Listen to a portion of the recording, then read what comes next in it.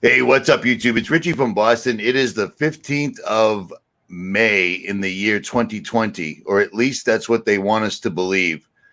Now, I never do live streams this early. I am trying to refresh my screen over here, but I've got a couple of people from across the proverbial pond, as well as Dr. Andrew Kaufman. Andrew Kaufman's going to jump in here to ask the really good questions that I would probably miss because it's too early, because I am joined by the authors of an amazing book that everybody on earth should own. Don Parker and David Parker and Don Lester are the authors of this incredibly well-researched book called What Really Makes You Ill, and Everything You Thought You Knew About Disease Is Wrong. Guys, I appreciate your time. I appreciate you putting up with me first thing in the morning. No, that's fine. We're really happy to be here. So no, that's good. Now, I told you originally before we went live that I had heard you on the Crow 777 show, and I had to get a hold of you. I had to get a hold of Andrew Kaufman as well. So Crow has opened the door to both of you guys. What made you write such an enormous book? This book is 800 pages, and it's not your opinion. You have everything cliff noted. You have all the links. You have all the information cited. What made you? What sent you down this path? Because this was very similar to writing a religious book. It's huge. It is. We had no idea just how big it was going to be, but I have to tell you, because we've researched this book for over 10 years. And that's why it's so big, and that's why there's 40 pages of references. We didn't start out to make it that big, but as Dawn often said, the difficulty was how much to leave out. Otherwise, it would have been at least twice this size, but we thought that was just too much for people. So it was just a labor of love, really. Once we started, we knew from various experiences of our own, particularly in my life, that there was real problems with what the medical establishment were telling us, particularly over cancer. I had, as I've said to people, various of my relatives, close relatives and friends over the years had been diagnosed with cancer, all taken the proposed treatment by the hospitals and the doctors, and they all died. But as I say, I had another relative, an elderly lady who was also diagnosed with cancer but refused to have anything to do with the medical establishment. And after a year or so, they were able to tell her cancer had gone, and she lived a long and happy life. So that was one of the first things. It was quite a sad time for me, but which really was a wake-up call as to I knew there was something wrong with the medical establishment, particularly when they were sort of bragging, really, that their expertise had improved, and they were getting 50% success rates with curing cancer. And I thought, well, with the half a dozen people that I know, all died. So you've got a 100% failure rate as far as I'm concerned.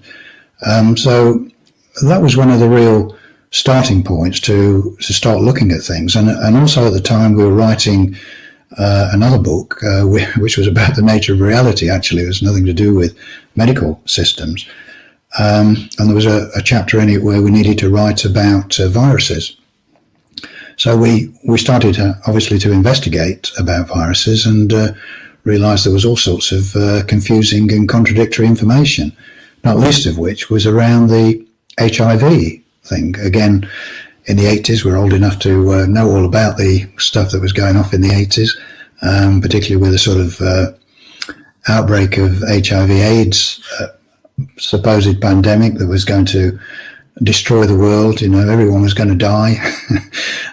Whether you were homosexual or heterosexual, it was a doomsday prophecy, which of course has turned out not to be true at all. But they still diagnose people with AIDS. But so we thought, what is going off with this? So we started to look into it and realized there was lots of, again, a big controversy over it, which we were totally unaware of.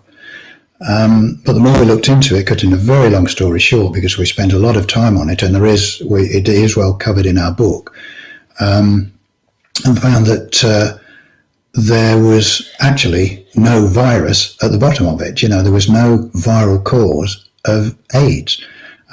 quite easily explainable set of symptoms regarding drugs and lifestyle of the people in San Francisco at the time where it was supposed to have started. But it was all easily explainable and nothing to do with the virus. So basically we thought, well, if they could be so wrong about this, what else are they wrong about as regards viruses? And so that's really what kicked us off. And of course, we decided we'd just ask the most basic question you could ask is, well, what really makes you ill? Hence the first part of the title of the book. And we, as I'm an electrical engineer and Dawn was an accountant, so I often tell people you're too busy for that now. I still do some electrical engineering, but it's getting less and less because I don't have the time either. But we have logical minds, and we're used to doing research work, and we're used to taking, not accepting the first thing we're told. We look for the evidence, and it's literally follow the evidence. And that's what we did. And we found that we could ask questions that, and all due respect to Andy, that doctors never thought to ask or were afraid to ask. But we weren't. We had no sacred cows, so we could ask any question. We didn't mind whether it made us look foolish. The basic question, well, what really makes you ill? And people thought we were foolish. Some people did. They say, well, it's obvious. We all know about germs, bacteria, and viruses. That's what makes you ill. Well, we said, well, the evidence doesn't support that. And so we went back in history to look at the germ theory, where it originated. Most people sort of attribute it to Louis Pasteur, but he did actually start before him. But as people are beginning to realize now that he plagiarized a lot of work from other people, not least of which was Anton Béchamp, who was a real scientist of that time. So we're going back about, 150 years. Anyway, he, at that time, as I often say to people, all as they had was the optical microscopes. And so they could see bacteria in the blood, and that was their first big mistake that they made, is they could see bacteria surrounding dead and dying tissues, and wrongly assumed that the bacteria were the cause of the dead and dying tissues. And so we often sort of give the little analogy that that would be akin to blaming firemen for house fires, because you always see firemen around a house fire. And what they didn't realize when they were seeing the bacteria was that the bacteria are a natural cleanup mechanism. They actually sort of eat up, if you like, decomposing matter, and you see this everywhere in nature. So they're essential to the body. Without them, there'd be no human life, no life at all, without the job that the bacteria do, not only in cleaning up toxic materials in the blood, but also in aiding our digestion. Without them, we wouldn't be able to digest food. So they're extremely important, but they made the mistake of thinking they were the enemy of the body and were attacking it. So that got developed because it then became useful, shall we say, commercially, to develop things to kill the bacteria. And I think probably many of your listeners are familiar with how the Rockefeller family got involved with their petrochemical industry. And that's why even today most pharmaceutical drugs are based on petrochemical substances. And so it became a money-making thing. But then, of course, they couldn't blame everything that they found, all diseases. They couldn't blame everything on bacteria, so they knew there must be something else. And it wasn't until about the 1930s, when they developed the electron microscope, that they were able to see even smaller particles in the blood, which again, they made the mistake of thinking these were something else that was attacking the body, that they were sort of causing damage, causing disease. And they gave them the name of viruses, although, as we've said before, that was a corruption of the original meaning of the word virus, which comes from the Latin and means a toxin or a noxious substance. So it's a corruption of its original meaning. And they name these little particles, which are really pieces of protein. And they're not alive, which is often missed by people, particularly virologists, who make a business out of well, blaming these particles for almost anything you can think of, including the recent thing that they've scammed the world with called the coronavirus. But one of the basic things that virologists both then and now have never done is prove that these particles actually cause a disease. You know, there are sort of several basic things that they should answer, which is, first of all, they need to isolate the virus, whichever it is they're blaming for a disease, is to isolate it, purify it, and list its genetic makeup, and actually produce a paper that proves that that virus is the sole cause of the particular disease that they're attributing to it. And that's never been done. It's never been done for this COVID-19, and it's never been done for any virus. And we've put out the challenge, and I know Dr. Kaufman has too, show us the proof. Show us where these original papers are.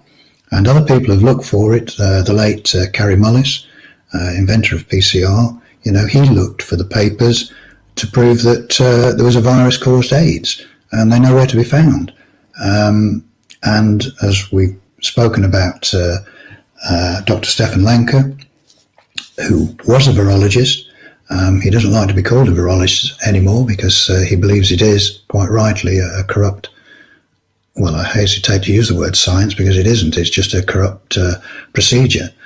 And he knows, and he's on the record as saying neither he or any of his colleagues, his team, have been able to find any virus to be the cause of any disease, which is an extremely bold statement to come from a former virologist. And all our research upholds that, which is astounding, absolutely astounding when you consider the amount of diseases that are blamed on viruses. And even more astounding when you realize this whole pandemonium that's going off at the moment that has shut down the world by the authorities is not based on any sound science at all. David, let me back you up. All right, somebody's got their watch page open. Someone's watching this on YouTube with their volume not muted. I'm looking at you, Andrew. You got your mic muted now. Let me ask you then. You mentioned something that this virus, even the one that's going around right now, according to the mainstream media, has yet to be proven. So how can they make a vaccine? Well, exactly. That's an excellent question. How on earth can you make a vaccine on something that's never been proved to actually exist or do something? And it's a complete farce. I mean, even in their own terms, they say that, to produce a vaccine, would take 5 years at least. And then they've just kept bringing that down. We've got Bill Gates then saying, oh, well, we could probably do it in 18 months, but we need the governments to give us immunity. Should be a warning bell there somewhere.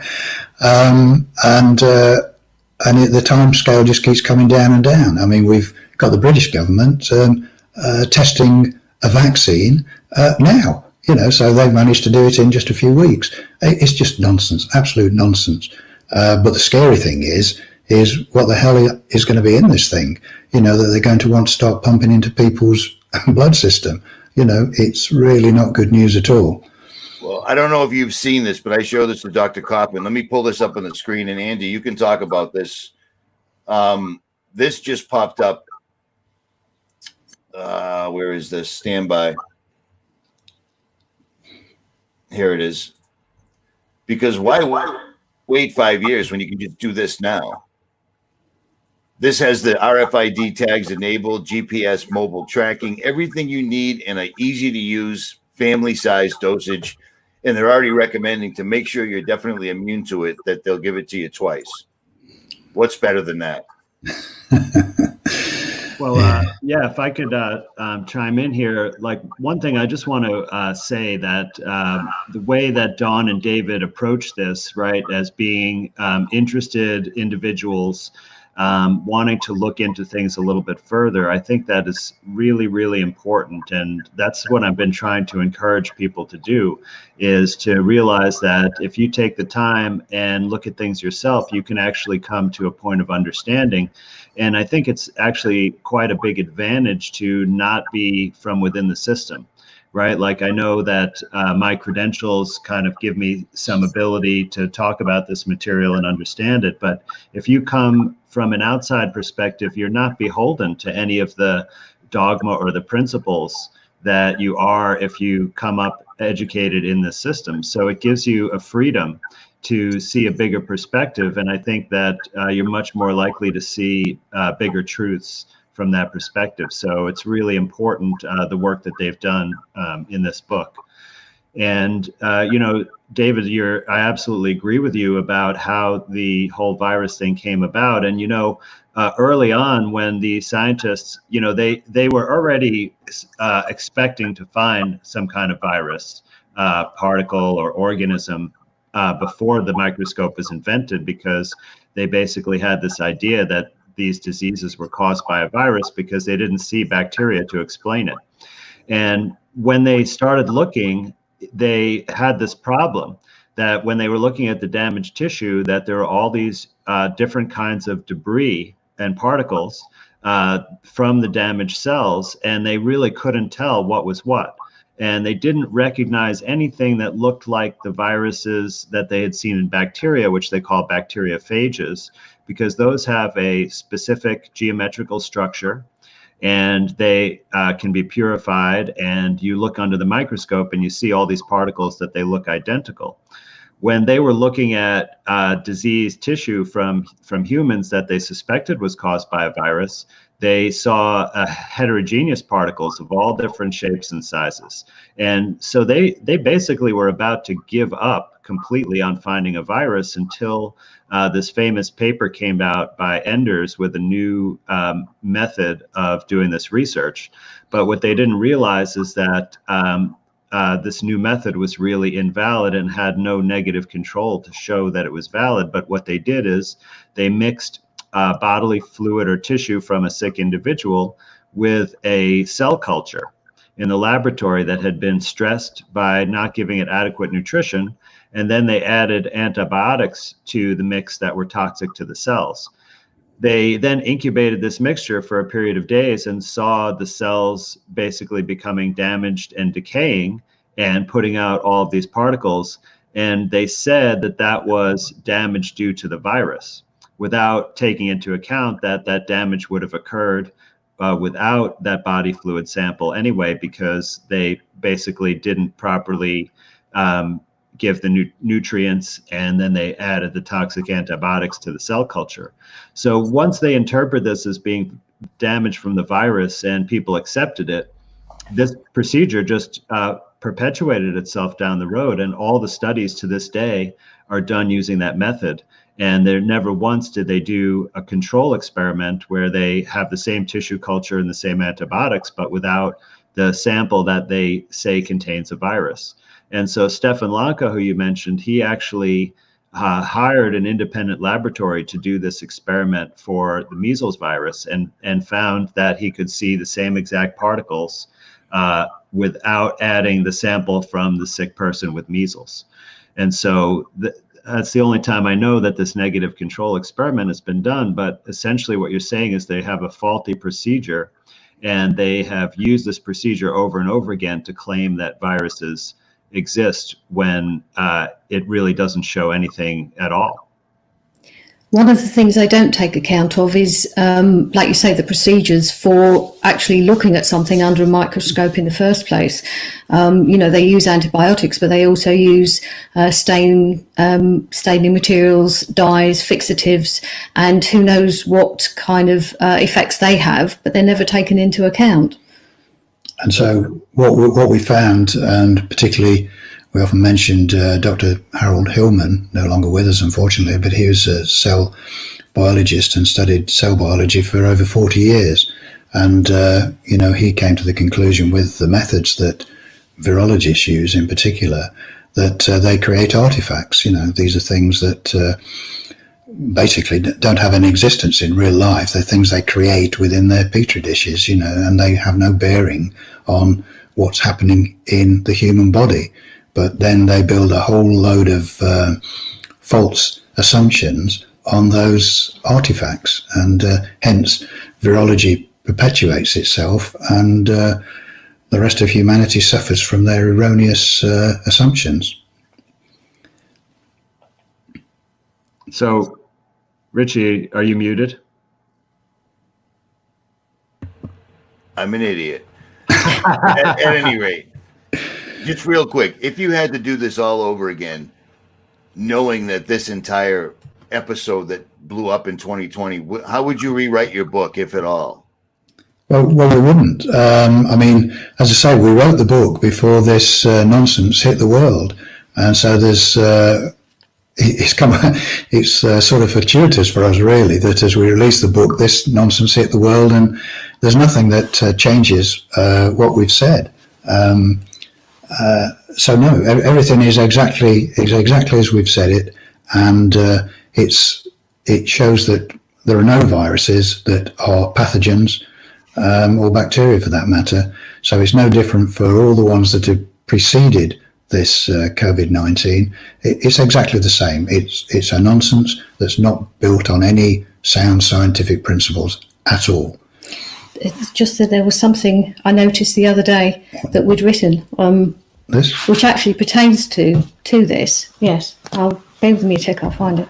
We can talk among ourselves for a moment. Yes, no, it's just Well, this brings up a really important consideration, because Richie, you brought up things about the vaccine.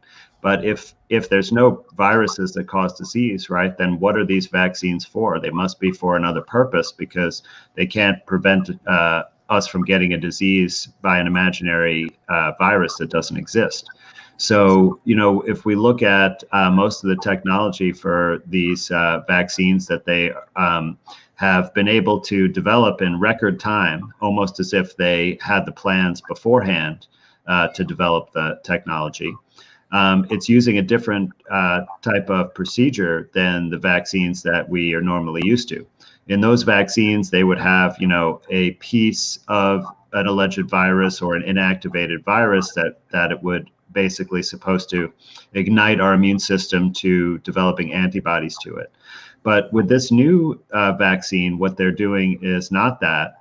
They want to inject a piece of DNA into us and use this special procedure called electroporation, where there are extra needles that apply a current to your muscle tissue under the skin, and it creates these little pores or holes in the cells.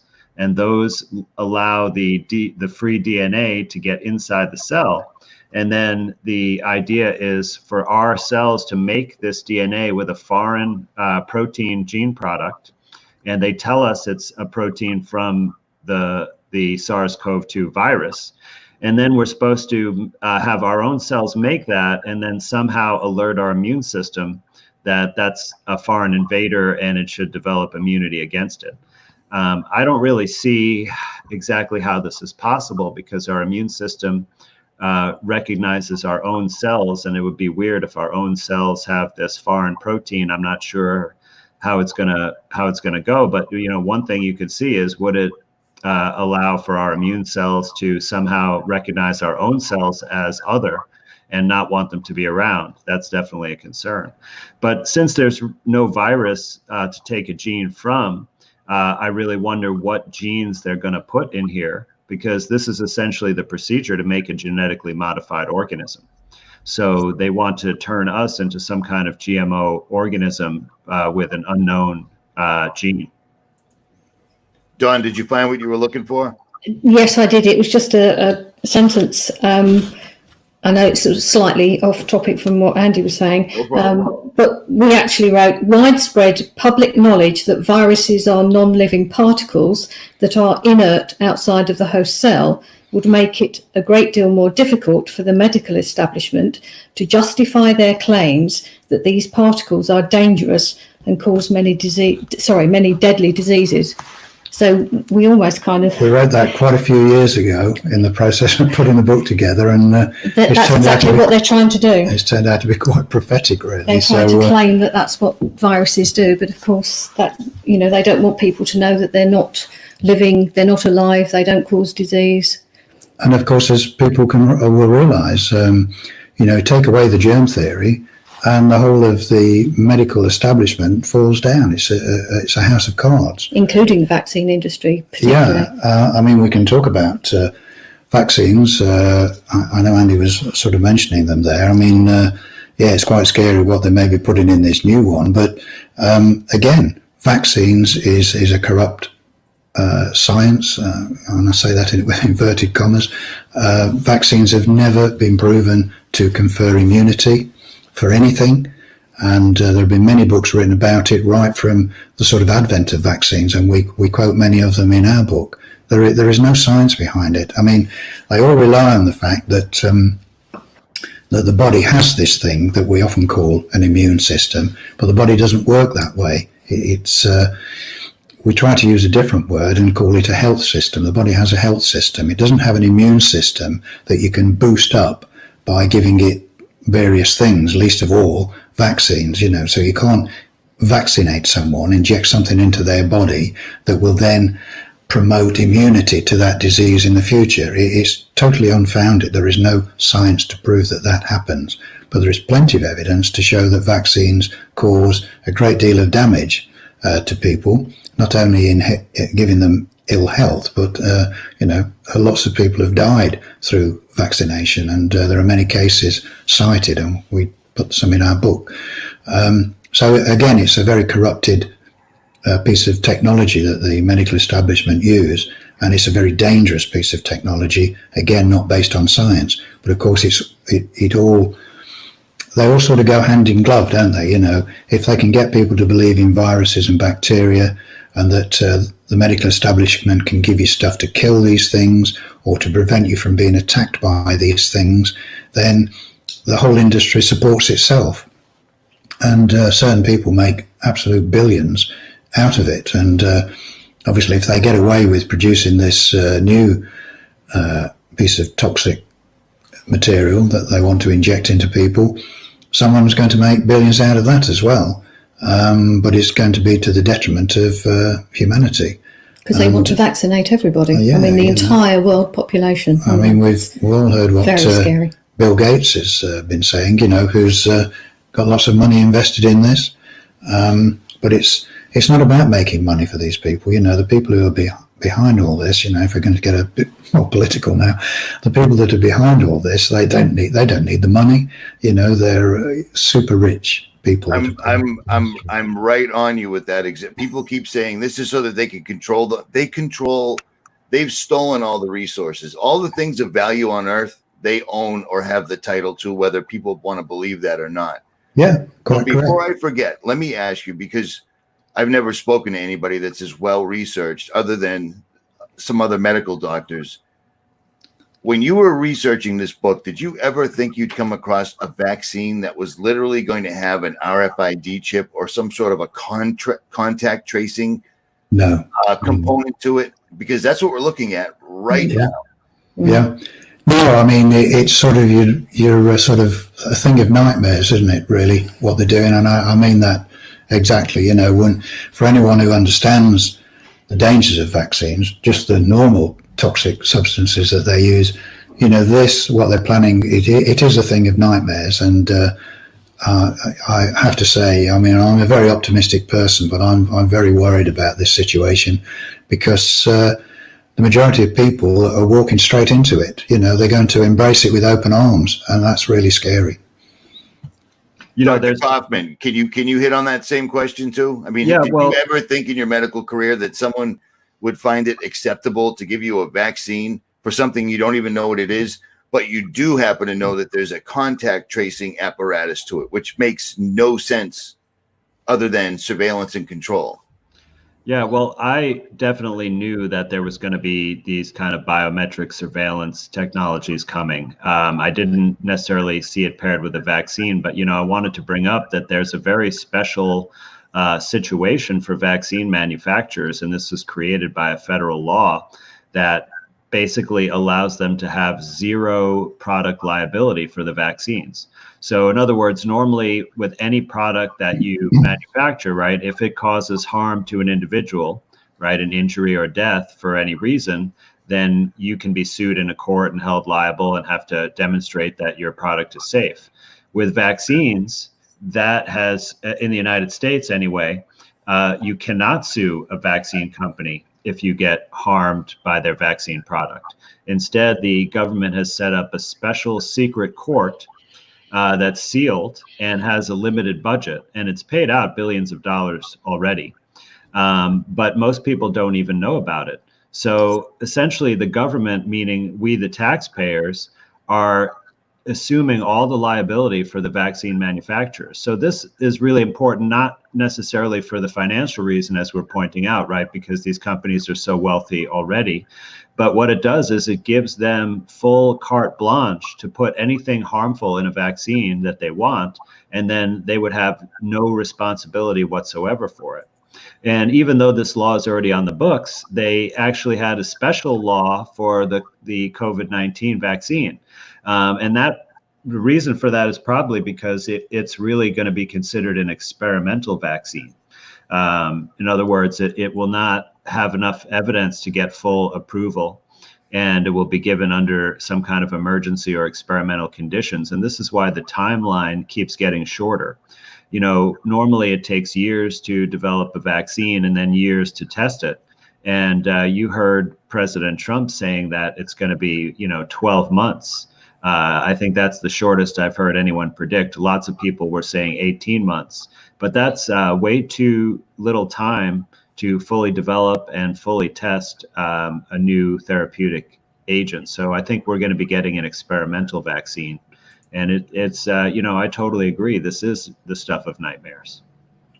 So we can only surmise really that, as I say, that vaccines don't do anything beneficial and that viruses are not pathogens. Then there's another reason for what they've done. And I think it becomes quite obvious to us, or to anyone who sort of thinks about it for a little while. It's about a power grab, it's about control of people, which is, of course, these people who are the puppet masters behind the scenes. That's their greatest fear, as people have often sort of quipped, really. There's more of us than there is of them. And so that's a big scare to them, so that with all the money in the world, which they have, unfortunately, they need to control the people. And it's a scary thing to say, but that's the only thing that makes any sense as to what's behind this. It's about control of people. It's nothing to do with anything else. As we've already said, they don't need the money and they have all the resources. So it's got to be about the control of people. Either whoever is more comfortable answering this, or you guys can answer it jointly, whatever. The big thing that keeps coming up, that if viruses are dead, they're not something that can be spread airborne, etc. How do you account for the Spanish flu? I know both of you have touched on this before, but would you mind hitting on this now? All three of you. I'll make and I'll go away. Okay, I'll let Dawn have a go at this one. We do cover it in the book, but Dawn's just written an article we were asked to do for someone else. I'll let you give you the potted version of it. Well, yes, the article actually is on our website. A lot of people say that it was caused by vaccination, and certainly vaccines played a fairly major part, including in the army camps, because there were a number of records where the soldiers were receiving multiple vaccines and were either very ill or died soon afterwards. The army camp, the hospitals were full of patients really ill. But it's not the only cause, because we had a look at not just in America and Europe. We discovered that, in fact, it's reported that India suffered the greatest number of deaths from this 1918 flu, Spanish flu. And we thought, well, how does that work? Well, we always ask the question, well, what caused that? Now, they would have been vaccinated, but most of the Indian soldiers would have been fighting in Europe. So they were out of their normal kind of warm temperatures. So they'd have been subject to being, in wet, horrible trenches and suffering all of that. But they claimed to have carried the deadly disease, the viruses, back when they returned home after the war. And that, of course, doesn't make any sense, because this deadly disease is supposed to have attacked and killed people within hours or days, and the journeys back from Europe back to India would have been a lot longer. So that certainly wasn't the case. They couldn't have been carrying any kind of germs back with them. And one of the interesting things we discovered was that there had been a particularly strong ENSO, that's the El Nino Southern Oscillation, during the 1918, 1919. And what that does is affect the rainfall, and there was a very, very low rainfall. And they didn't have the monsoon, so the food supply, the agriculture was severely affected, and so that would have caused a great deal of illness and suffering. And in the same way that they're doing now, we found a reasonable amount of evidence that a lot of other illnesses are just being labelled under that 1918 influenza so-called pandemic. So they just and anybody that died during that period is all seems to be moved and labelled under influenza, when of course it clearly couldn't have been so. I mean, we find, as Dawn said, that's a potty version. We're seeing this now, and I know Andy's talked about it. People can die in hospital from anything you'd like to mention, and it's immediately classed as COVID. So we know that these are false figures, and I have friends, African friends, and a similar sort of story happens in Africa, where people get ill or even die, and but there it's called malaria. In the UK, someone gets ill with these symptoms, and before the COVID thing, then it was you got the flu. So and so these things, no one is actually tested for these viruses. If you go to your doctor, let's look in pre-COVID times, someone goes in and they've got the runny nose, the bad throat and the coughs and sneezes, and the doctor will say, you've probably got a dose of the flu, go home, keep rest, drink water and all the rest of it for a couple of weeks, you've got the flu. But there's never any test done. There's no one thinks, we better test you for the flu virus. It's just assumed. And in Africa, as I've just said, I know from talking to my African friends, it's the same there. When someone gets these symptoms, which are all very similar, and they just assume because it's Africa and it's a malarial area, I've got a touch of malaria. But no one ever tests them for it, if there could be such a reliable test. So depending on where you are and what the flavour of the month is, if you like, and in 1918 it was influenza.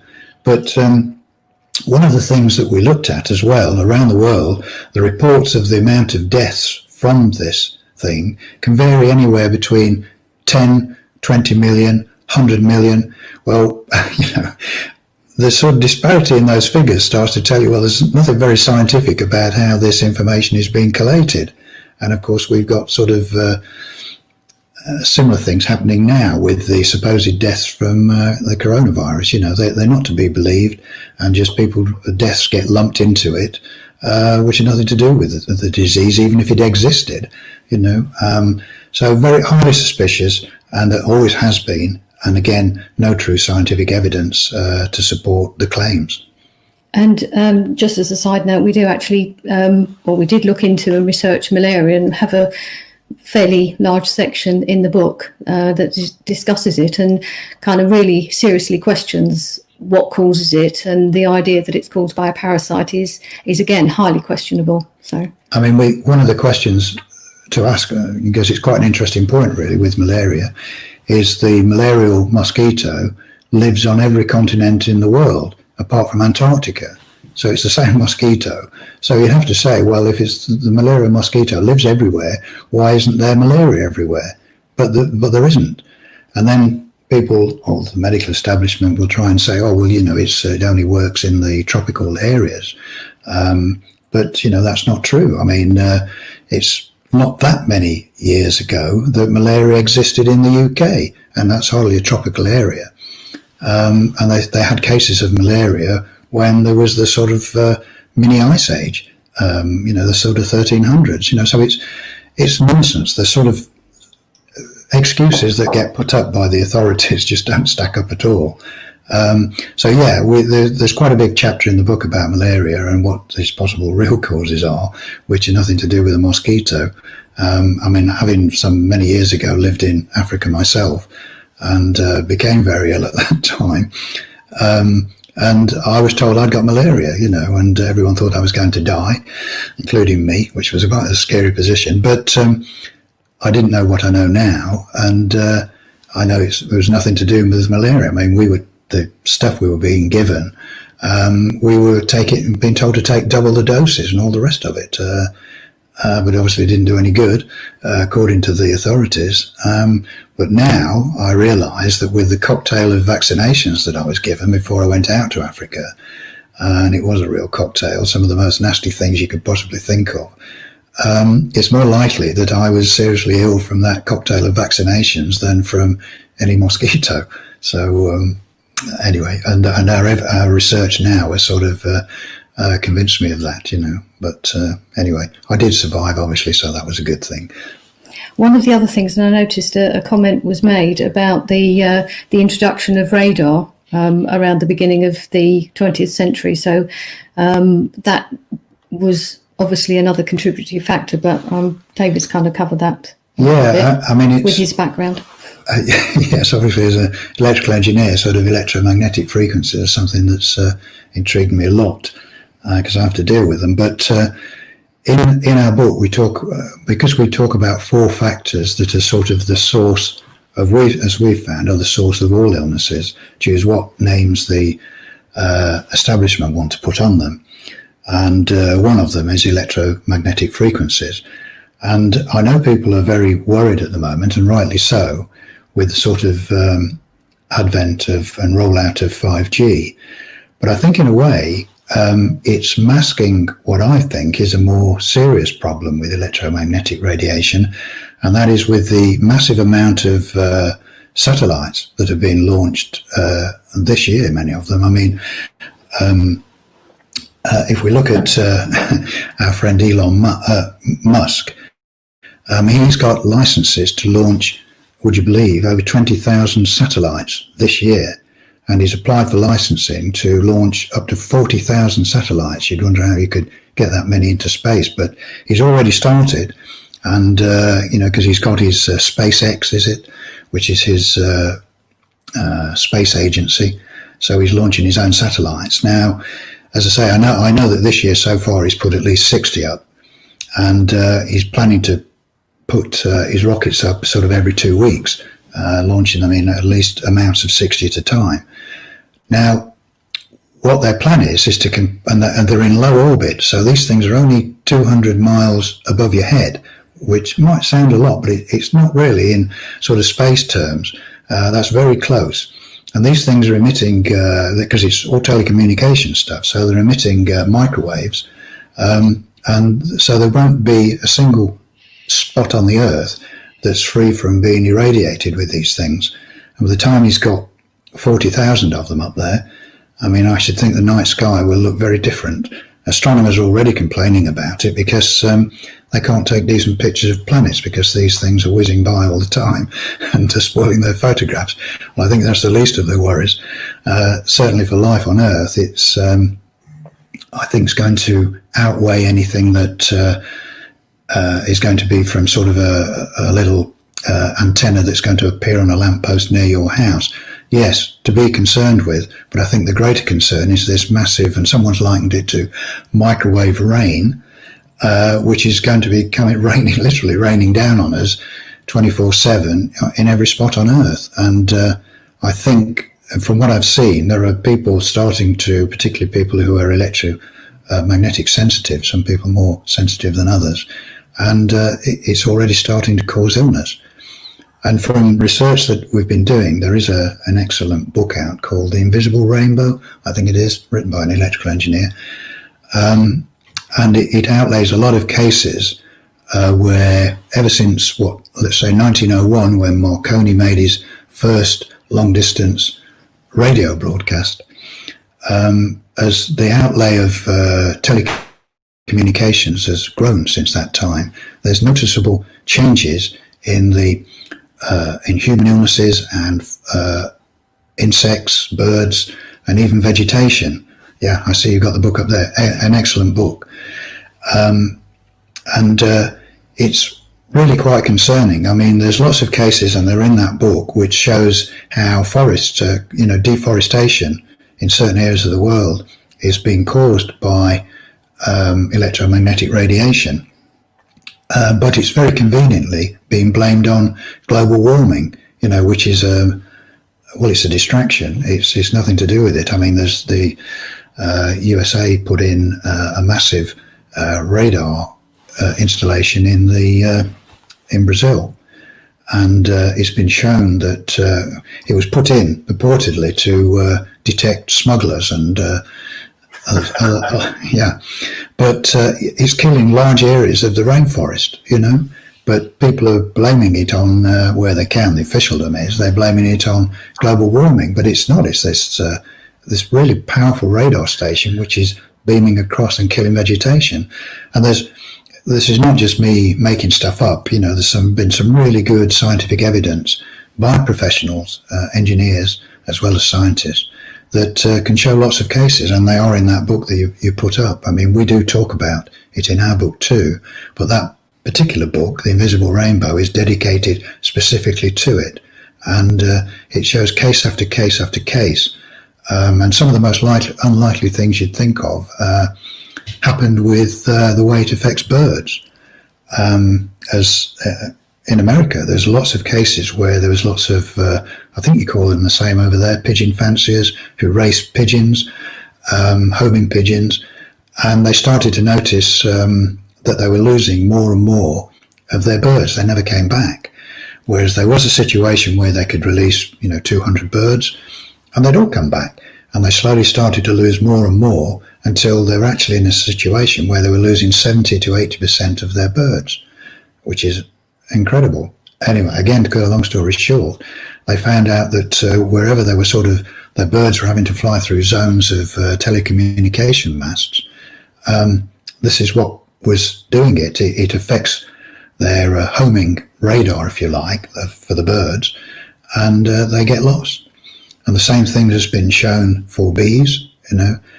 Beekeepers were losing their hives.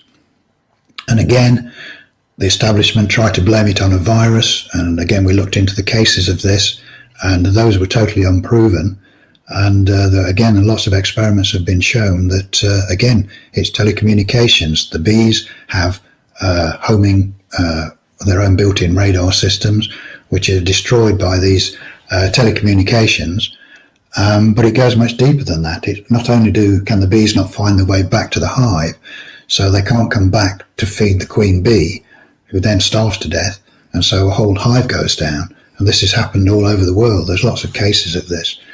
And there were some very interesting experiments done in Japan and other countries where they just did simple things like took a cell phone and put it under a beehive, and the hive was soon lost. The bees didn't come back, and the hive was destroyed. So the electromagnetic frequencies are not so much talked about as to just what their long-range damage is, because it's to everything. It's not only to human life, and we talk about in our book how a lot of so-called autoimmune diseases can be attributed to electromagnetic radiation.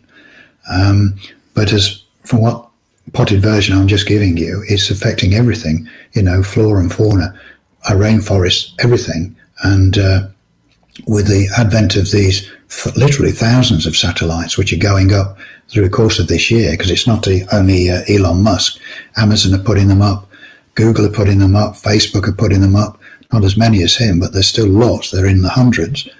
The increase in electromagnetic radiation from just above our heads is extremely worrying, and I think it's going to cause widespread damage to the whole planet and everything on it. I know.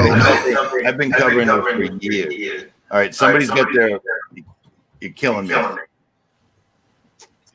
I've been covering for years how 50% of the bees are gone. 75% of the insects are gone. Birds are falling from the skies. This has been going on for time immemorial. Well, not time immemorial. It's been going on for at least 7 years that I can attest to. But speaking about Elon Musk, myself and another YouTuber, Mike Decker, we were out in Wyoming a couple of months ago or a month ago or something.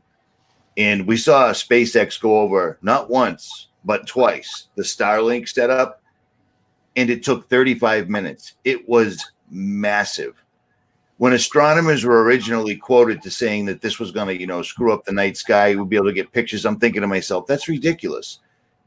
How big the sky is, the stars, etc., until I've actually seen it. Mm-hmm. And since we saw it go over not once, but twice over the same location in a week's time, Elon recently was reported to launch 60 more of these things. So this is insane. Like, whoever voted for this, it's amazing how the elites have just taken such a large hand at everything, and people just keep, clicking away. Well, something else is in outer space. That's fine. Oh, the bees are dying. We'll get more. Walmart's patenting drone bees. We'll be fine. Everything's good to go. And even in the middle of this entire thing, people, with all the time that's passed since the beginning of this until now, and we're still not seeing a pandemic anywhere, you'd think people would have taken the time to research because it was up there. The Google they left it up there for a good month. They just started taking information down now, and that's going to continue. But Dr. Kaufman, I know you got something right here. I didn't mean to jump in on you, right? But if you don't, one of the questions was, how does the seasonal flu? I already know the answer to that, but if either one of you guys want to touch on that, have at it. Yeah, I'd be happy to touch on that. I just wanted to add that, our bodies are electrical machines in a sense, right? And we know this because we have EKGs and we have EEGs, right? So we look at the electrical waves that are generated by our body, but we don't really take into account that actually all of the processes that are going on in our body have electrical and magnetic counterparts. Right. So we tend to look at it as just chemical reactions, but many of these chemical reactions actually have electrical properties, and every membrane in our body has to have a certain voltage to it. Otherwise, it can't function properly. So it's really naive to think that if we expose our body to all sorts of unnatural types of electric and magnetic fields, that it's not going to have an impact, but we're essentially behaving as if there is no impact and that our bodies, are not really having these electrical and magnetic properties. So this is definitely going to get us into a lot of trouble. And Richie, remind me of your question again. One of the comments that kept flu, yeah, the seasonal flu. I already know the answer, but you guys can probably say it a little bit more eloquently than I. So have at it. Yeah, sure. So, one thing to just say is that because the germ theory has been accepted without proof, all of the research into things like the flu are based around the germ theory. Stating that it's caused by a virus. And it's really important to point out, because many people may not know this, that all of the tests that they have, right, because there is a flu test that they do use sometimes in the United States only for the purpose of being able to justify a prescription for an antiviral drug. And they have tests for many other viruses, but not one of these tests measures a virus directly. They all measure other markers that have not really been compared to measuring the virus. So many of the tests are antibody tests. So they're very inaccurate and really don't mean anything. So beware, and I thought this was awfully weird when I was in medical school, because, if there was a bacterial problem, you could get a sample and do a bacterial culture and then identify the exact species of bacteria that's present. And while that may not show that it causes the disease, at least it matches a bacteria to a disease. So you could see maybe that's the right kind of bacteria to clean up that particular problem. But with virus tests, I remember the first time, we should get a virus culture, right? So we can actually show that the virus is present there. But there is no such test. And I was just told that, it's too difficult to perform. And that was the reason why it's not used that way. So it's really quite interesting. So what the real cause of the influenza, you would not be able to find research articles describing an experiment to prove this, because no effort has been paid to this kind of research. But you can look in traditional medicine systems, like in Chinese medicine or Ayurvedic medicine or others, and can find various explanations for things like this. And interestingly, in traditional Chinese medicine and Ayurvedic medicine, which is Indian, they had no theory about contagion. Like, they didn't believe that people pass illnesses back and forth between each other. And, we've grown up with germ theory, and we've grown up with that belief. But it's interesting that other cultures who have observed the same phenomena of, sometimes people getting sick at the same time, but have a different explanation. So what I think the flu and colds is basically part of an annual renewal cycle. That most systems in our bodies work on a cyclical basis, right? Like, we're familiar with night and day cycles. And it's even been shown that our individual organs have their own kind of clock mechanism where they can define cycles. And we have seasonal cycles, right? And we see this in all kinds of organisms, right? Especially in the plant world, that the physiology and it changes over the seasons. So we breathe through our upper airway, our nose, mouth, throat, and lungs all year long. And in the air we breathe, there are all types of particles and pollutants that get into our system. And many of these are actually manufactured by us and didn't exist in the natural world in the past. And I think that's why we probably have more of these illnesses today than we may have had 500 years ago. But since all of these particulates and contaminants from air pollution and other sources are basically go through this whole airway system, and we have all these things to filter them out, like there's little hairs inside of our nose, there's like waves of bone that increase the surface area. And the purpose is to clean all these things out of the air before it gets into your lungs, so you can have good gas exchange and these things don't enter the inside of your body. But over the course of a year, there's damage to these tissues as a result of this process of filtering. And just think about, other types of filters that we have to change the filter, over a period of time because it reaches its capacity. So essentially what we're having is a filter change in our upper airway. And so the tissue starts to slough off, and that generates a response from our immune system, and it calls on the bacteria to come and clean up the tissues and do their recycling. And that's when we experience the symptoms, because that causes inflammation so that there could be more blood flow to the area to clear away the debris. And it causes secretions, which clear those toxins and debris out of our body. And essentially that's what a flu is. And it happens on a seasonal basis because we have seasonal cycles, and maybe it makes sense for it to occur in the fall and winter. And I think the reason why sometimes people might get it at the same time is basically because when you're around someone and you experience their experience, then it might cause your body to start that program of annual renewal. And then you'll go through that process. And once that process goes to completion, essentially all of the tissues inside your upper airway have now been renewed and replaced and are ready to keep doing their job. Yeah, I think there's another couple of things to come out of all that, and that is because in our research we found, particularly with things, as you say, Rishi, about seasonal things that seem to appear around certain times of the year. And we looked into and suggest if you look into what's actually happening in your area at that particular time. And quite often it may be in a period, and particularly if you're in farming areas, that's when they start to spray the fields, either with the fertilizers or pesticides or herbicides. So have a look what's excuse me. Oh my, stand by. So yeah, there we go. Is to have a look what's going on in your area. And you may find, as we did, that's actually causing what the authorities are causing a seasonal disease, And many years ago, when polio was sort of rife, when we investigated that, we found that, sure enough, in those particular times, lots of DDT spraying. I mean, I know DDT is banned in most places now because it's extremely toxic, but at those times it was sprayed around as an insecticide and was sort of purported to be good for you. You know, they spray people with it as well. So highly surprising then that you get large numbers of people becoming very ill.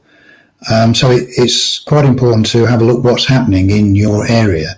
Once you know that it's nothing to do with a germ, then you know it's something else. It's a case of investigating what that is. But the other thing to remember as well, and alluding to what Andy was saying, is for most people, when they get those, what we refer to as cold symptoms, you know, you're sort of getting extra catarrh, maybe sore throat, headaches, it's invariably the body going through a detox system. Those are sort of natural symptoms for when your body's detoxing. But I have to say that if you've got a healthy body, because your body detoxes naturally all the time, it's only if you get a build-up of toxins that then you get the more extreme detoxification symptoms, because the body is trying to use all of its systems, including the mucous membranes, to try and get the toxins out of your system. But and that's another reason for a fever. It raises the body's temperature, so you know you're sweating, and that's another way of releasing toxins through the skin. Yeah, so sort of rashes and boils and blisters and associated that get associated with various diseases. They're not. There's, as we point out in the book, there's not lots of different diseases. There's just lots of different symptoms. The basic causes are the same, which we've boiled down to these 4 things, which we talk about in the book. And all of them work through the mechanism of free radicals in the body.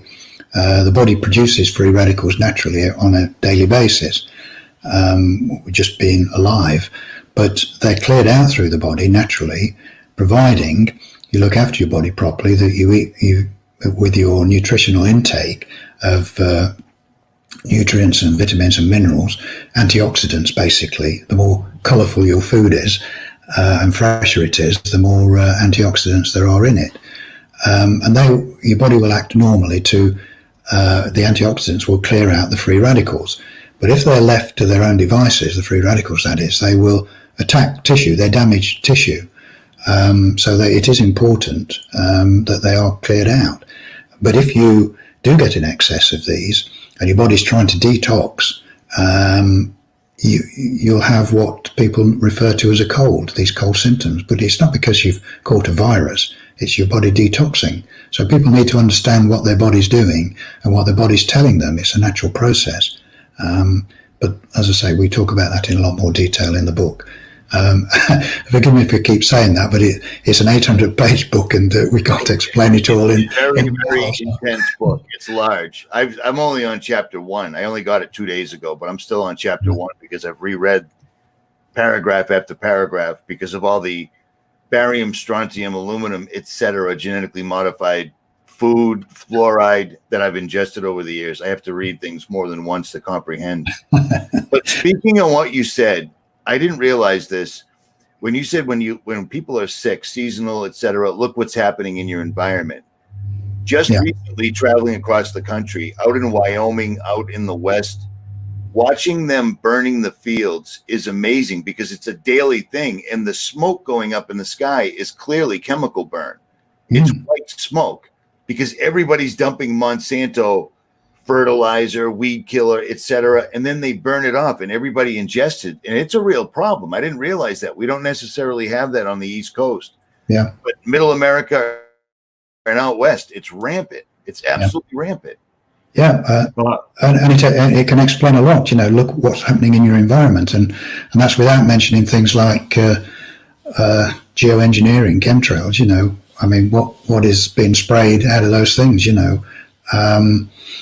It's not good stuff, you know, and I know a lot of people think it's just a conspiracy theory, but, you know. No, not here, they don't. Now, anyone who knows about jet engines will know that what's happening out of those engines is not natural. So they're spraying something, and you can bet your life it's not good for the people. You remember the old days before massive propaganda when NASA actually gave us the Appleman chart, and you could actually look up how a jet turbine engine from Rolls-Royce, Pratt & Whitney, GE worked.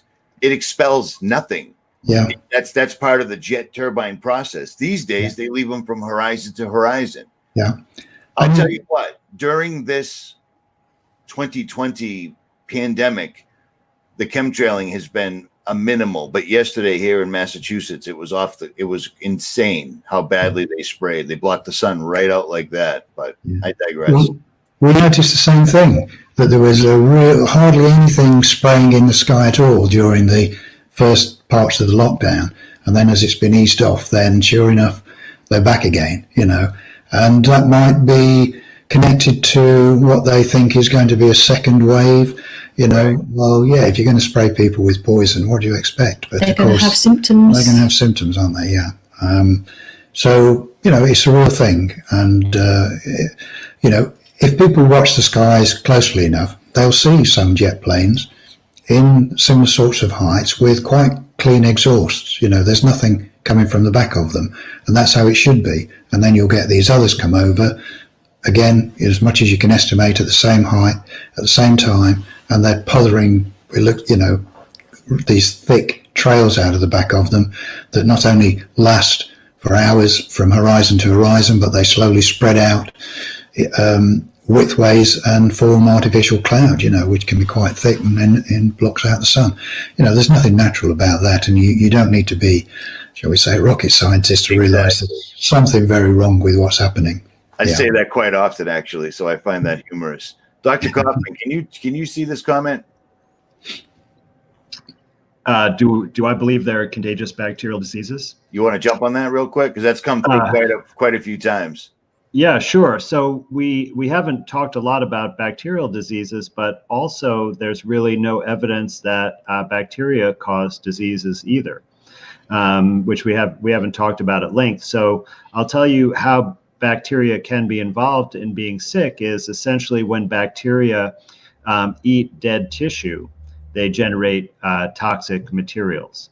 And so this is really what food poisoning is about, right? Because when you have spoiled food that starts to rot and the bacteria grow on it, they can create some toxins in that process. And if you are exposed to those toxins, they can make you sick, right? Just like food poisoning and cholera are essentially illnesses like that. But bacteria do not invade your body and cause disease. The other times that bacteria can be involved in disease would be when the terrain in your body is seriously disrupted. For example, after you take antibiotics, that what can happen is that the bacteria already in your body that are exposed to those antibiotics go through a change in order to survive. And sometimes that change makes them behave in certain ways that can be destructive. And so one example that is pretty well known to people there is called C. diff or pseudomembranous colitis. And this is a nasty kind of condition that you can have after taking antibiotics where essentially the inside of your colon starts sloughing off and you get bad diarrhea, and it can even be fatal. But interestingly, the treatment that seems to be effective for it is not more antibiotics, but something like a fecal transplant, where you're actually giving back the normal bacteria from a healthy person into your colon so it can send that Clostridium difficile, which is the C. diff bacteria, back into a normal balance where it's no longer causing you harm. So essentially that disease is caused by the antibiotics, not by a bacteria. So since bacteria don't invade us and cause disease, they can't be contagious. But it is important to use some, hygienic procedures when you're working around dead animals, especially, right? So when you're preparing meat, for example, because if the meat has started to rot, it could have some of these toxins and you don't want to get exposed to those. So, make sure it's important to clean up after yourself and not, roll around in dead flesh, but you don't have to worry about being contagious for a bacterial related illness. Hey, besides having credentials, both the authors and the doctor, I noticed that you have a common link that you both steer away from the petroleum-based medicines, because people don't. I have to imagine that all my subscribers that understand that the Rockefellers, the Rothschilds, all the elites have put their petroleum-based power into the medical field, and basically every single tablet, every single medicine, everything you're taking is petroleum-based, like what runs your vehicle. You guys both are firm. You guys are both firm believers in natural medicine. Absolutely. I mean, Dr. Kaufman, that's your entire thing, and you guys also cover this in your lengthy book. Yeah. Have you had there's a lot of questions on here. I know you technically can't answer them online without getting in trouble of some sort. But could somebody theoretically make it through their entire life simply living naturally? Because it doesn't exist in this world anymore. Well, it's not theoretical, Richie. I mean, that would be the healthiest way to live your life.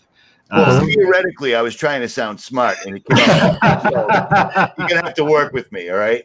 Absolutely. I mean, and that's really the basis of our book, is that natural is best. And both Dawn and I know Andy has a slightly different view, because I guess, and tell me if I'm wrong, Andy, you still eat meat, but we're both vegetarians and have been. Well, I've been vegetarian for over 45 years.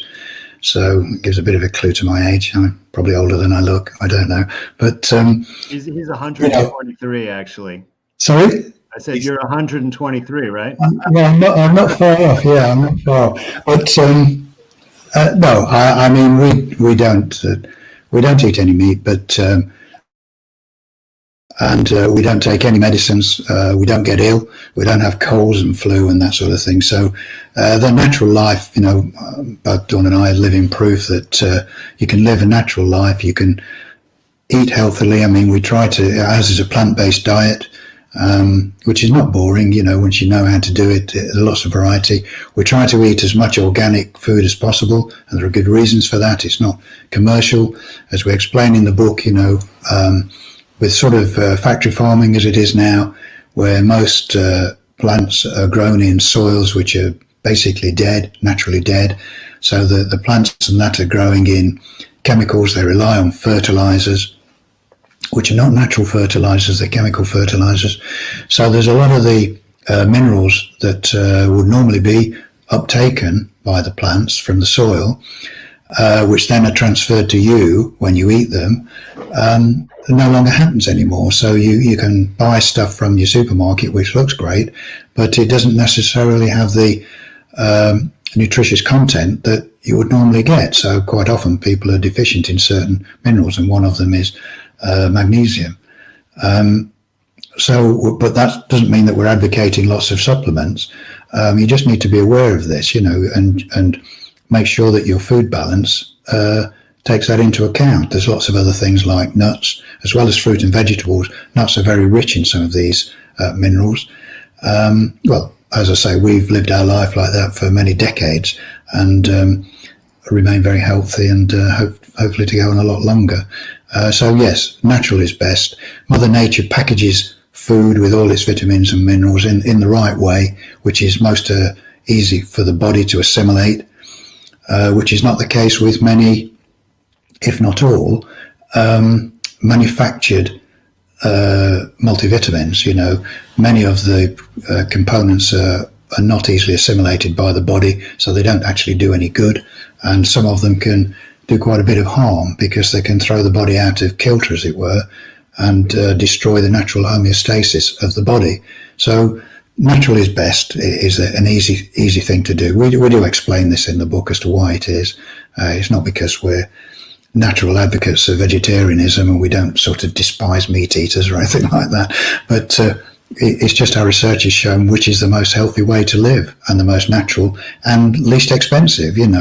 The natural way to live doesn't cost you any extra money. In fact, you can probably save yourself money. You'll certainly save yourself money in doctor's fees and ill health and over-the-counter medicines. So it's a win-win situation, really.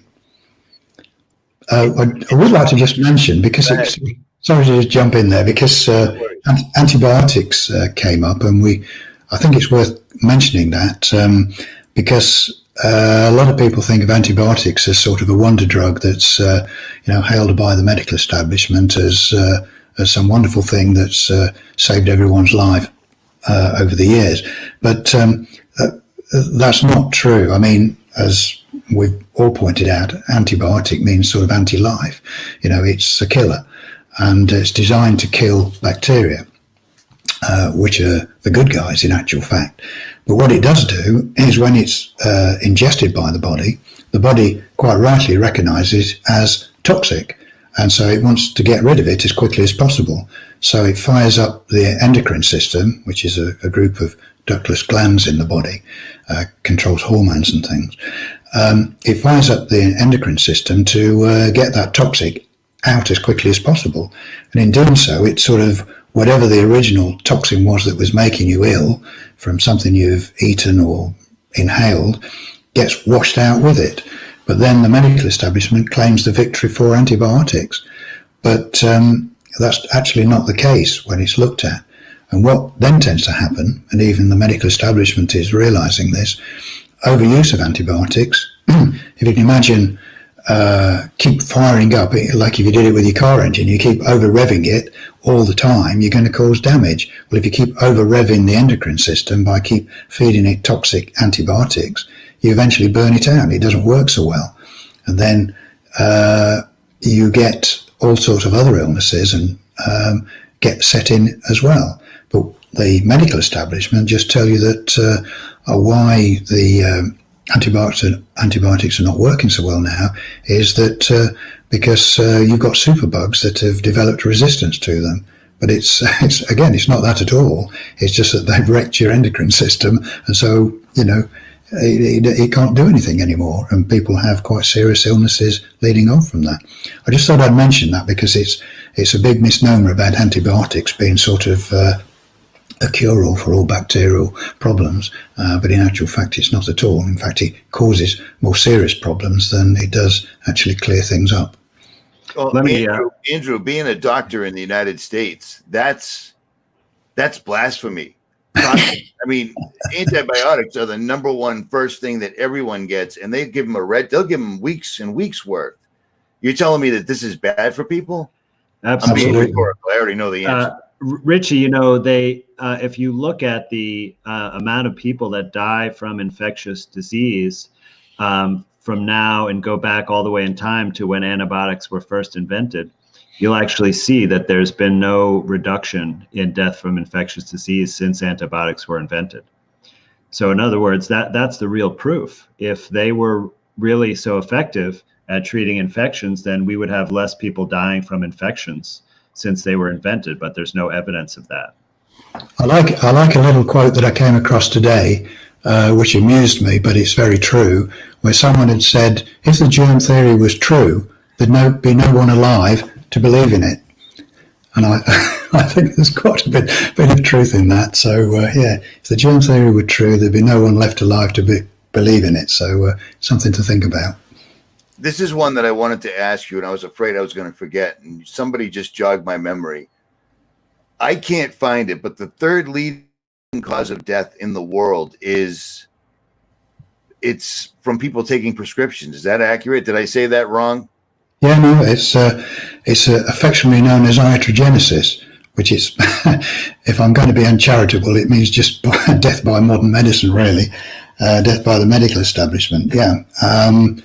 There's been several studies done, particularly in America. I think the Starfield was one of them, which sort of looked at something like maybe 120,000 people a year in America alone die from this iatrogenesis, which is where the person is taking a prescription drug under the auspices of the medical establishment. They've taken it in the correct dose and in the correct way, and it's killed them. And 120,000 people roughly die of that every year in the States alone. And of course, you can multiply that out through every country in the Western world. Yeah, absolutely scandalous.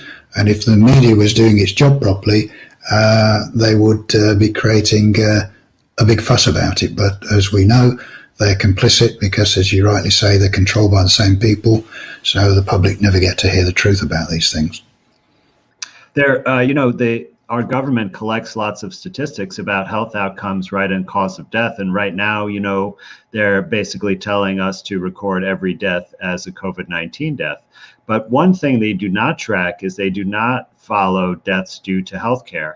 And in fact, they probably misreport most of these because they would, if you were, say, had a certain diagnosis that was serious and then you died related to healthcare, they would report it as a death related to that health condition, not to the healthcare.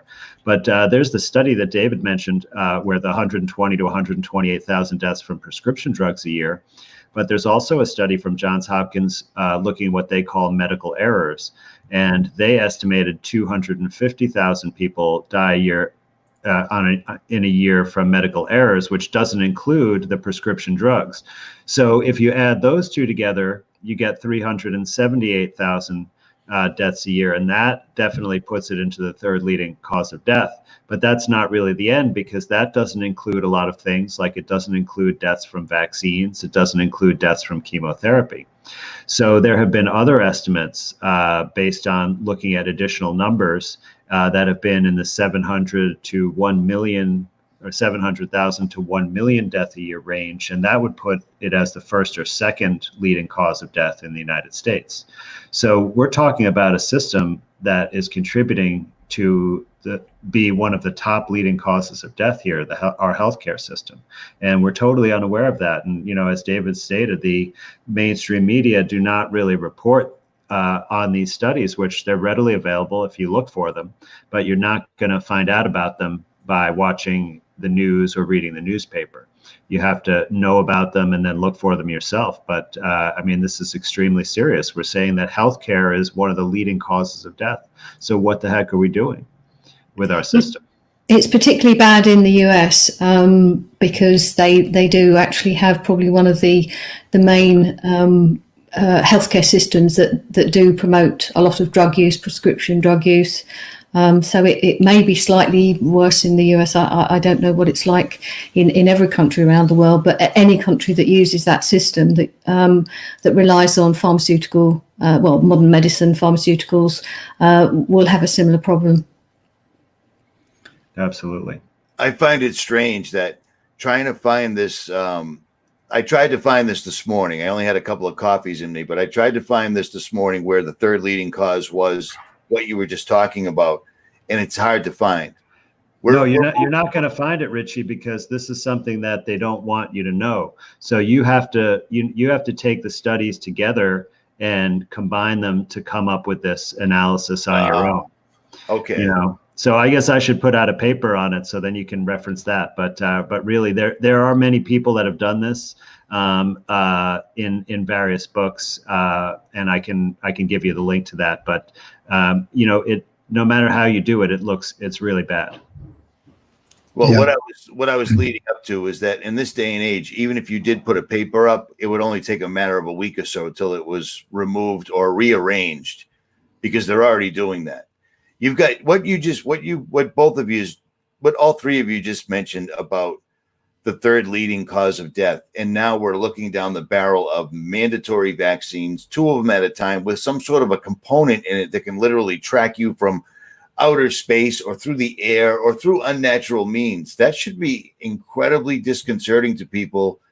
And for the majority, this entire thing has put 9 out of 10 people to sleep. They're walking around with their masks. They're not shaking hands. They're not hugging. They're not interacting with their loved ones. This was masterful.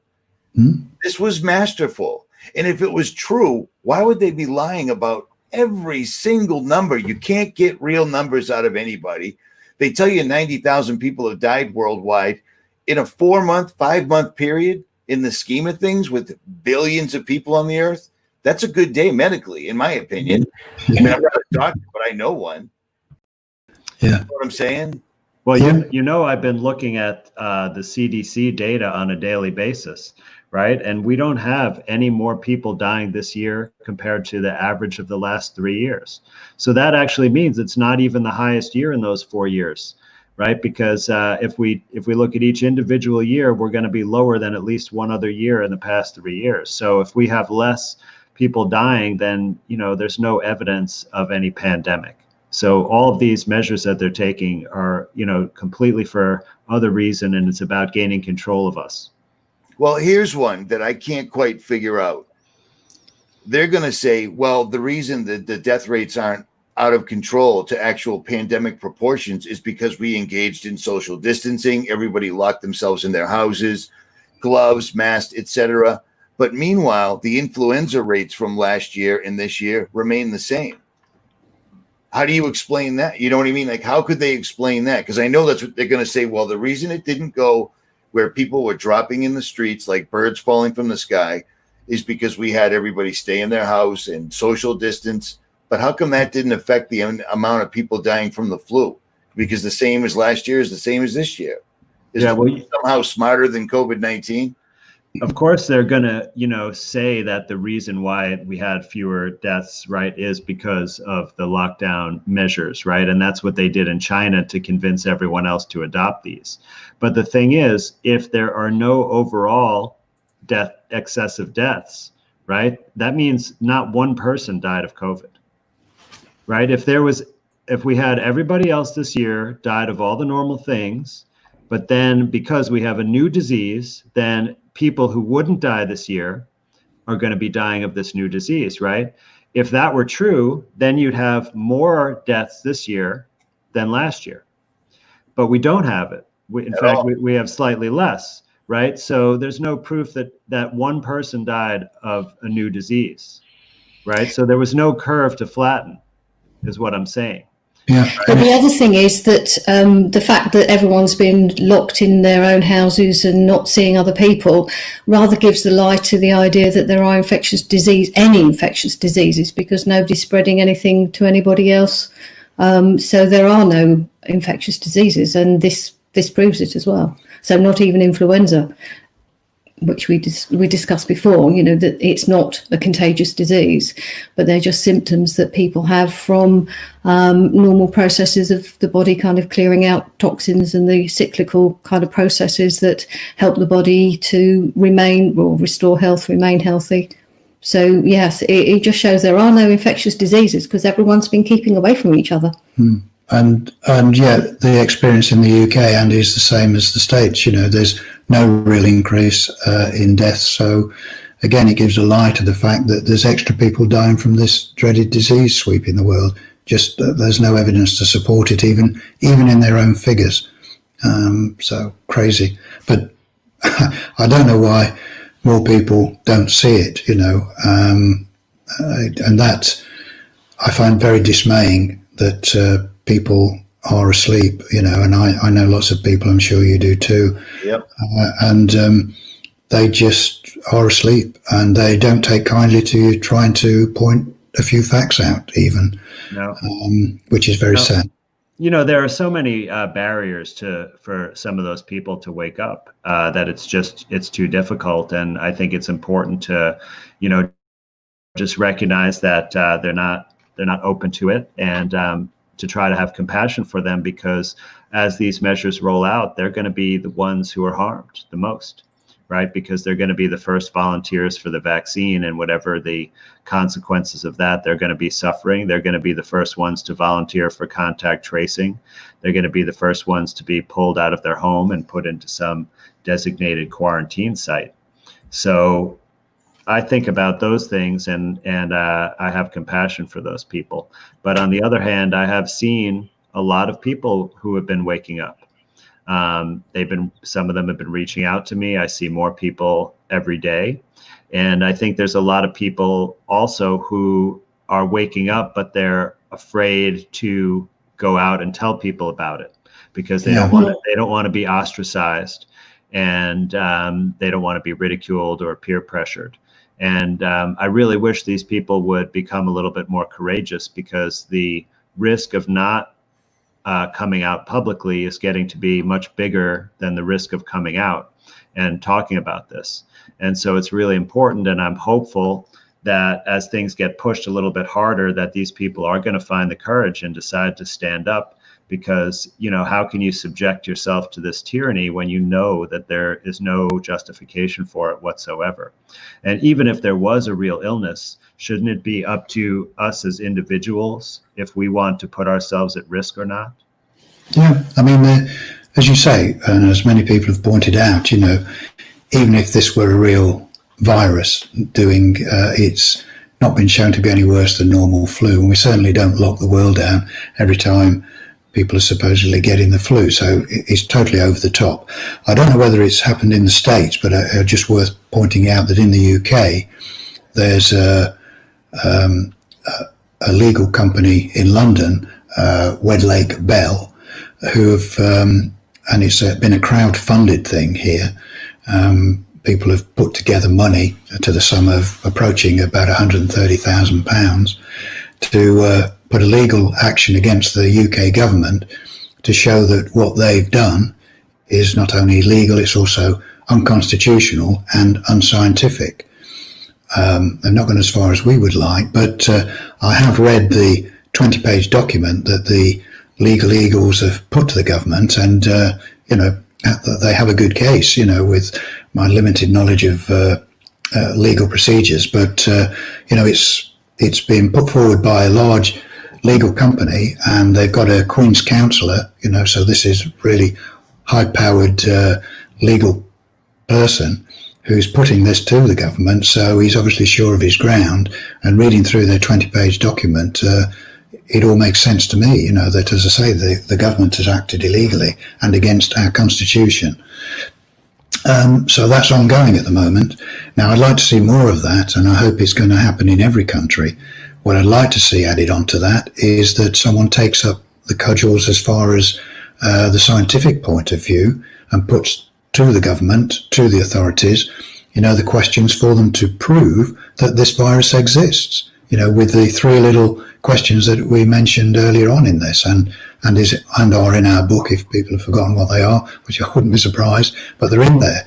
Now, someone could put that to the government and say, well, you lock the world down, you're going to have to prove what you say. It's not an unreasonable thing, surely, to say, prove that this virus exists and that it is the cause of this disease. But no one's done that. And I find that quite surprising. But if at least now some people are starting to challenge the government legally, I hope that someone will do this scientifically as well. Well, the rumor has it, I believe it's one state, I think it's Wisconsin or Michigan, the Supreme Court overturned all of this lockdown stuff after 2 months.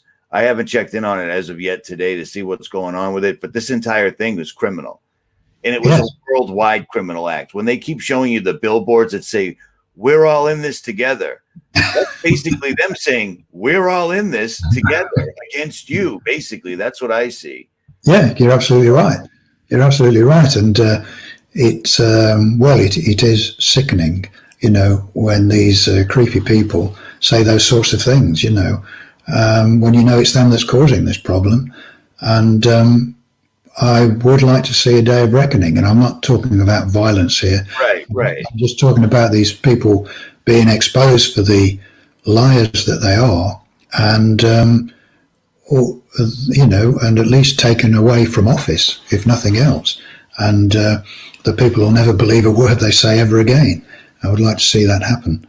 And I'm optimistic. How people have bought it hook, line, and sinker in the States, though. I mean, it's amazing. And it was brilliant to lock everyone in their house. They're sitting there watching nothing but mainstream fear porn, telling them, are you having a difficult time breathing? And they're giving them all the symptoms repetitively over and over. And some people will actually, I mean, television's a weapon. It wasn't there for entertainment. It was there to guide the population.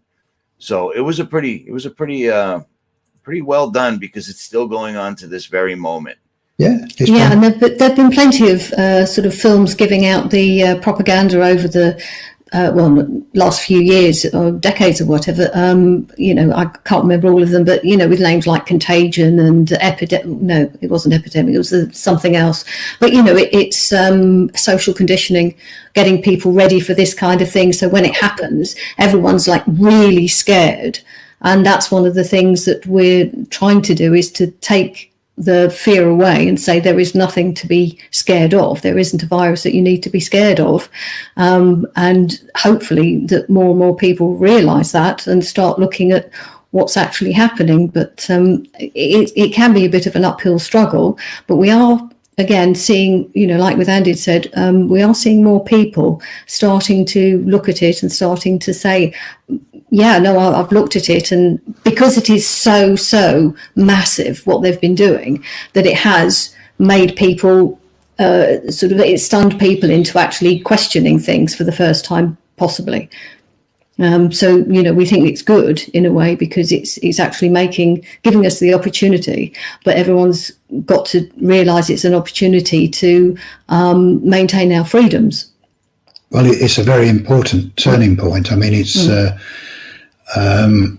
It could go either way at the moment, as you say, because the majority of people are just falling into the trap without thinking about it, and are not realising that if they don't do something now, even in any little way that they can push back against these ridiculous rules, if they don't do something now, they'll lose the opportunity to ever do it. I did want to make another point. I know we've not talked about it, but it's one of the videos that's been doing the rounds that I see and has got lots of views, and that's the Plandemic video with Judy Mikovits, and we did watch that, and some interesting things to come out of it. I won't sort of labour it too much, but it's videos like that cause a lot of damage and confusion, because we're on the same page. I was hoping you were going to say that. I'm like, please don't wrap this up by endorsing that, because I've used a couple of sound bites from Dr. Mikovits, because she straight up said things like, you can only get a virus if it's injected, and that was gold. Yeah. But now the Plandemic thing, I'm not buying it. It's disinformation. But go ahead. I didn't mean to interrupt you. No, I'm glad you said that. I mean, I've got used to just going ahead anyway, but I come up against resistance everywhere. But no, I'm glad you agree with it. I found it very disappointing and somewhat annoying that Judy Mikovits said the things that she did, but she's sort of shot herself in the foot, because one is, she's in that video, she said that she was on the team that isolated HIV, which we know is totally untrue, and we know that in a subsequent video with David Crowe. Oh, it was an interview with David Crowe on the infectious myth. Yes. Yeah, she admitted that wasn't true, or she said that she didn't. So that's a lie, and quite an important one too. And we just know that no one's isolated a virus for HIV. No one has done it. So we knew that was untrue anyway.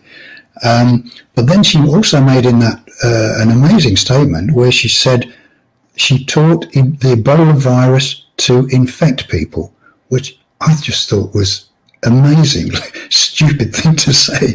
I have to say, that's one is, why would you do it even if you could, and which is an impossible thing to do. But this is the sort of thing she was putting out, and of course she's a virologist, so she believes that viruses infect people anyway, which again is an unfounded science. So she believes viruses are pathogens. But she develops vaccines, so that might give you a clue. But she's hailed by many people as being some sort of hero, and yet she's making completely untrue and contradictory statements, which is going to lead a lot of people astray. And it's unfortunate that the video has been sort of so widespread, and it's one of those dangerous things. And I start to question what the reason is behind Judy Mikovits. What is she's doing? I know some people might say maybe she's controlled opposition. I'm sure you're familiar with that term. Indeed. And I think that could well be true. So I just thought I'd mention that, because it's quite popular in doing the rounds at the moment. Dr. Kaufman, question. I know you were out of the room for a moment.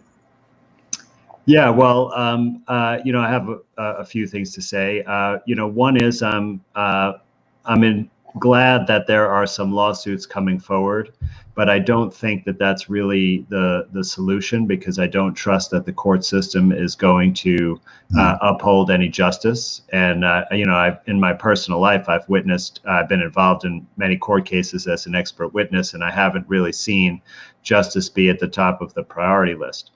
So I think the way to go is that we simply decide that we are not following these mandates, and we're going to uphold our own inalienable freedoms and rights, and we should go out there and behave as we normally do.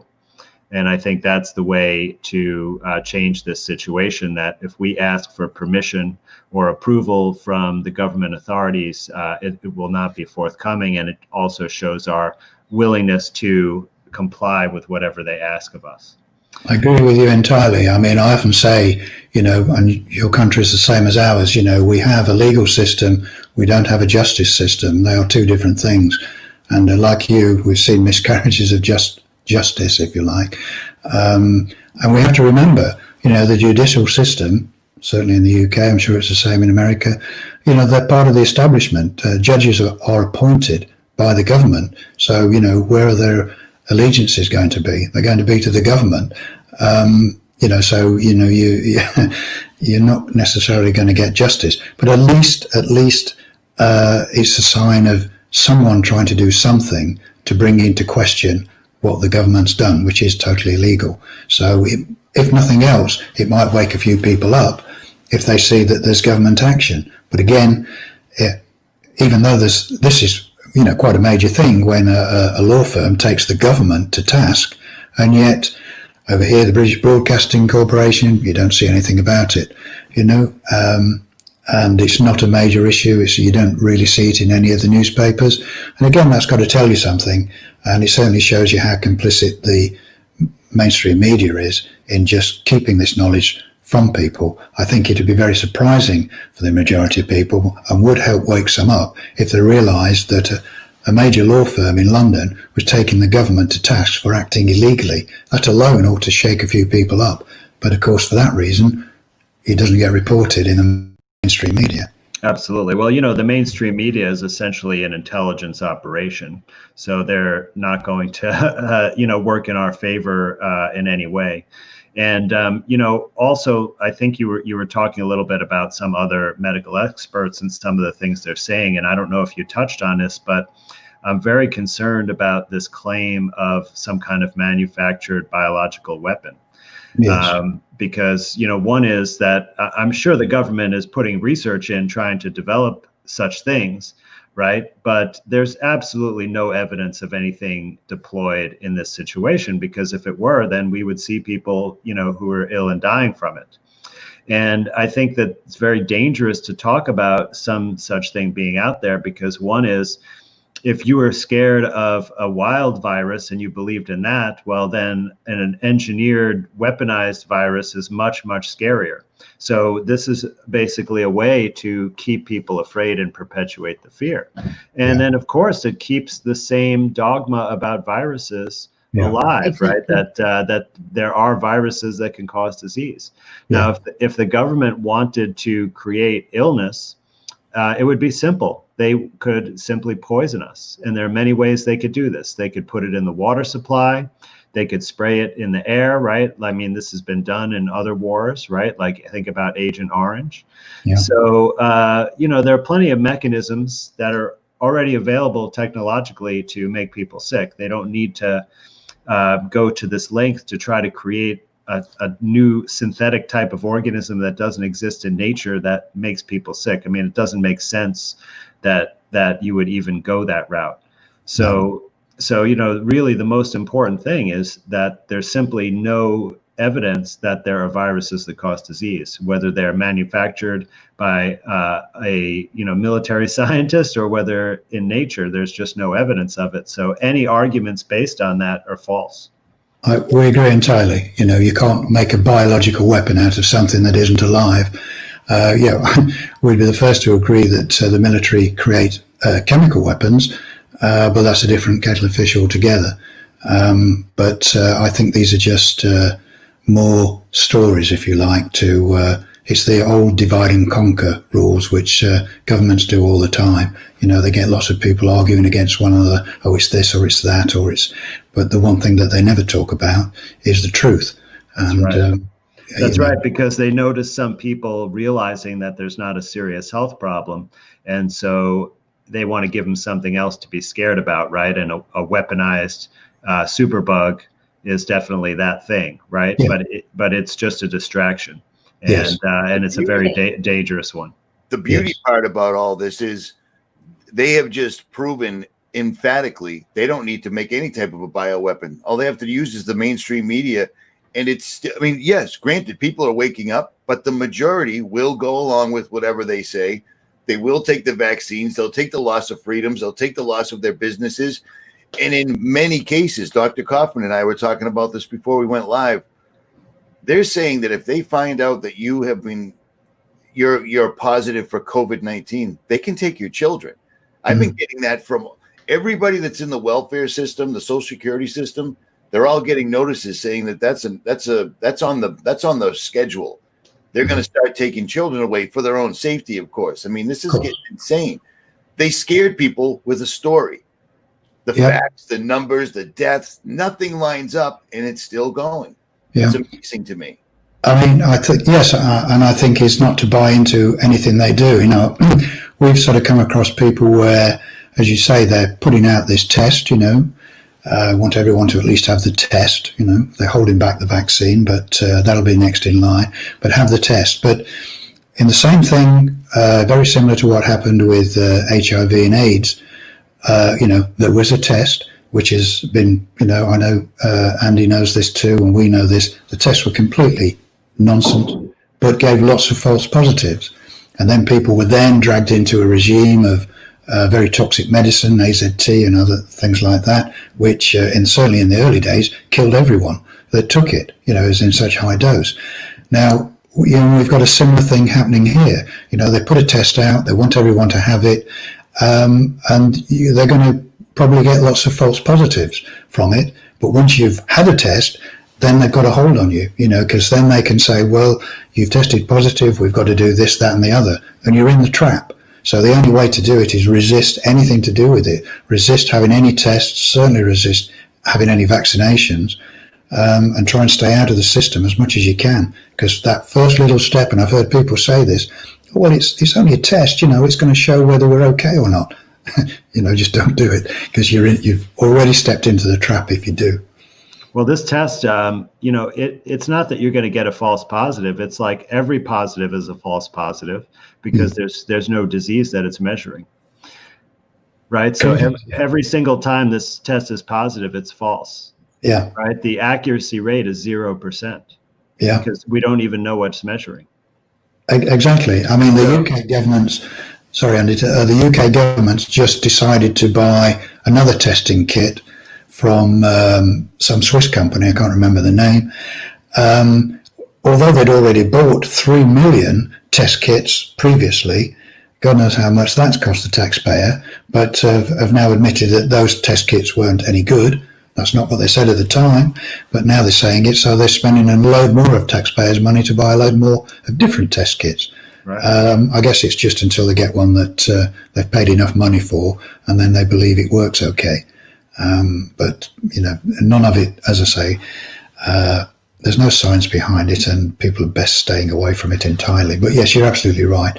There can be no positive results come from it because there's nothing to be positive about. Yeah. Imagine a scenario playing out on Earth right now that would put the four of us in the same chat at 9 o'clock in the morning in the United States talking about this. I mean, this is absolutely unbelievable.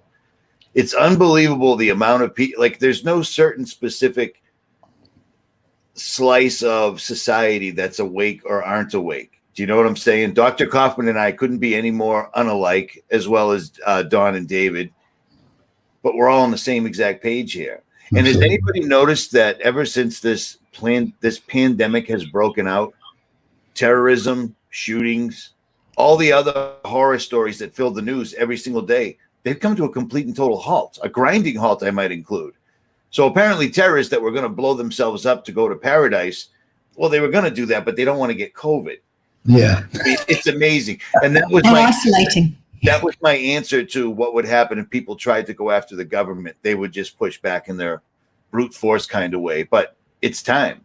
Yeah. It's time, because we're going down a really bad path, and the path seems to be getting shorter and shorter. And the time that, I mean, it's Operation Time Warp or Space Warp or whatever it is, you know. We're living in some crazy times. It is crazy, dangerous, and scary. Not from, I should hasten to add, not scary from any virus point of view. You know, the thing that to be afraid of is the government, the authorities, with these draconian measures they're taking. And I'm not trying to be pessimistic here. I mean, I'm ever the optimist, and I'm hoping that human nature will kick in, and their natural resistance to the BS that we're being fed will push back, even if it's in little ways. If they refuse to wear masks, you know, if they refuse to have any tests, if they stop lining up in 2 meter distances between one another, you know, because it's just craziness, and there is no scientific basis for any of that. Even if there were a virus, a real virus around that was a pathogen, there's no scientific basis that always walking 2 meters away from someone is going to give you any protection whatsoever. So it's, people just need to just do a little bit of homework, and they can see that they're being conned, you know, that this is just nonsense. But until they start doing that, and until they start pushing back in these little ways, you know, they're lost. And that's a real tragedy. All right, guys, we are at almost 2 hours right here. Unless somebody's got something very pressing they want to say, I think we're going to shut this down.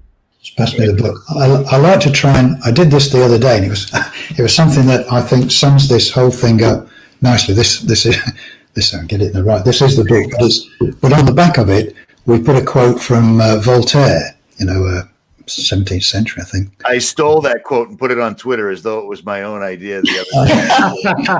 Honestly, I did. You're welcome to it, but I think it just sums up all what we've been talking about, really. And that is, he said, doctors are men who prescribe medicines of which they know little, to cure diseases of which they know less, in human beings of whom they know nothing. And I think that sums up the whole situation, really, with the medical establishment. Let me ask you, Dr. Kaufman, if you had input when they were researching this book, is there anything you would have changed in this or added to it, perhaps? You know, I really don't think so. And they, you know, in reading that book, comparing it with my own research, they found many things that I have not come across yet. And so I think they did an excellent job. I'm sure they would have had a chapter on COVID-19 if they had been writing it now. But aside from that, I think it's just a wonderful reference. But thank you. The timing, the research into the book, everything about the book, and the timing of when it was released and when this hit, I mean, that's far beyond coincidental. And one more time, I want to thank Crow 777, because Crow 777 is where I heard Dr. David Parker and Don Lester, and also where I heard Andrew Kaufman. So I stole them both. Thanks, Crow. It is what it is. But I mean, he got some great information out there right off the bat, and it continues to be germane right now. So it's amazing. Okay. This continues. Okay. Well, thank you for your kind words, both of you. And anytime at all. And links to everything will be in the description. Go ahead, Dr. Thanks for reuniting us, because, you know, we had another talk about this before, but it's been taken down off many places. So it's great to be together again, Dawn and David, talking about this germ theory topic. Absolutely. Well, we're going to put it up on various platforms, and I'll send you guys the links to those as well. There's smaller platforms, but we got to do what we got to do. So sure. Yeah. Absolutely. Okay. All right, guys. We got 4,000 people watching live. I appreciate everybody, even the trolls. Everyone's got to do their job. Dr. Andrew Kaufman, his links will be posted in the description. David Parker, Don Lester, where you can buy the book as well as the website, will be posted in the description. Richie from Boston, and we are out.